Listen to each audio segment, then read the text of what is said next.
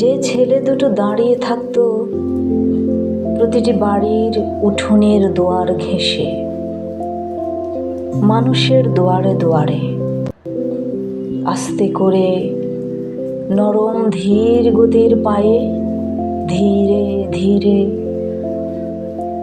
যতক্ষণ না ভাতের মাড়টা তৈরি হচ্ছে ততক্ষণ অবধি।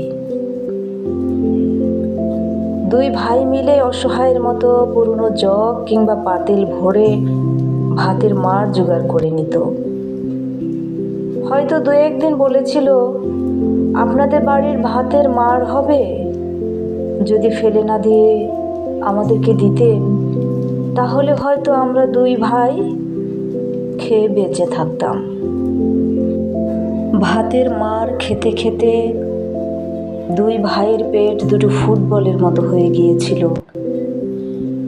সবার কাছে বিনয় করে বলতো, আমাদের ঘরে এক ফোঁটা দানাও নেই, আপনাদের ফেলে দেওয়া ভাতের মাড় আমাদেরকে যদি একটু দিতেন, অন্তত পেট ভরে আমরা দুই ভাই খেয়ে নিতাম। এভাবেই চলে যেতে লাগলো বহুদিন।